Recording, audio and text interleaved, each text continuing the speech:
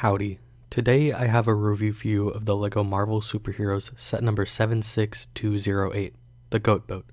This set comes with 5 minifigures, 564 pieces, and retails in the United States for $60. Let's get into it.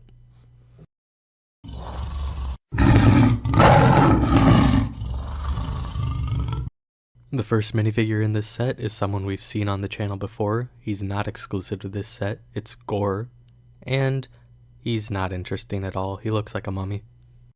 Next up we have King Valkyrie, who I didn't know was a king because I haven't watched the movie. She comes with a super cool hairpiece and a nice blue cape.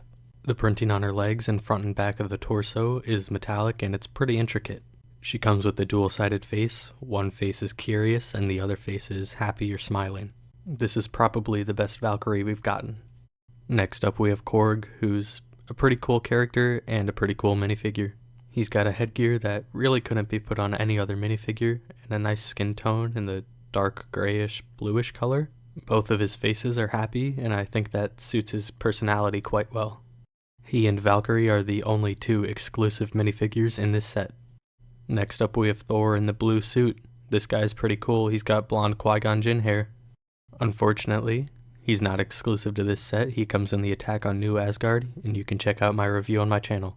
His first face is happy, and his second face is an angry lightning expression that I think is pretty cool. Also, when did Thor get his eye back? Anyways.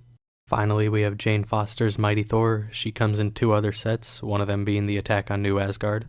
If you're just looking to pick up Thor and Mighty Thor, you might as well get that set. It's going to be on heavy discount. I like her helmet, but I'm not a big fan of her torso and legs.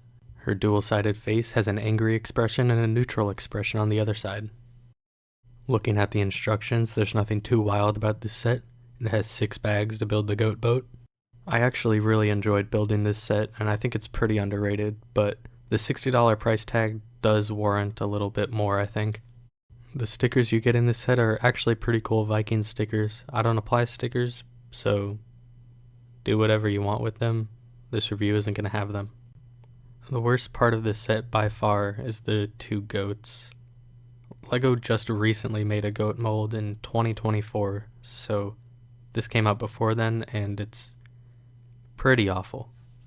I mean, you might as well not even connect these by the axle to the boat, because it just stands alone as a nice Viking ship. I don't see a reason to include the goats, mainly because I haven't watched the movie. Perhaps they are significant in some way, but clearly they didn't inspire the LEGO designers to build anything that looks even purchasable to a buyer. They are way more massive than a minifigure, and according to a Google search that only yielded this LEGO set from the very few screenshots, they don't look anything like they do in the movie.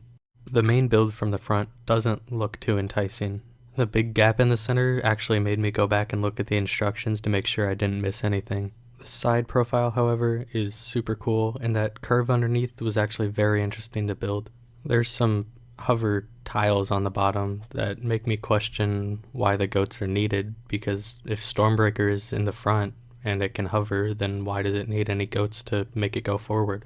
Not gonna blame that one on the LEGO designers, that's gonna be on the Marvel folks. The back is significantly better than the front in my opinion. It has a little house and it actually looks seamless. The starboard side looks the exact same as the port side because the build is perfectly mirrored. Again, it doesn't really look like a Marvel set in my opinion. It really looks like an old Viking ship. That's good though, because I assume this appeals to the multitudes of LEGO Vikings fans that haven't gotten sets in decades. Here you can see that the goats connect to the front of the ship with an axle. I don't really like how it looks. It's definitely not my favorite connection or way to arrange this set. It looks much better without the goats. Also, it just takes up so much more room. That's like 3 or 4 inches extra. It's so big, in fact, that I can't even fit it within my camera shot because there's a wall behind me. Like, it's probably the biggest LEGO set I own, or at least the longest. I don't think I have anything that even comes close, to be honest. It's longer than a modular building by a mile. With the goats included, it's longer than Assembly Square, and I think that's absolutely stupid. But what's really cool about this set is how the roof on the house just opens up like this. The angles work together to make a super neat roof, and I think the building techniques were pretty enjoyable. Looking on the inside though, there's not a whole lot going on. There's a fire extinguisher and a gold scepter on the port side. Not sure what that's all about. On the starboard side, there's a wine bottle, a jewel, and a stickered element that I didn't bother to include. One thing I will mention is that I don't like all of these studs on the floor of the boat.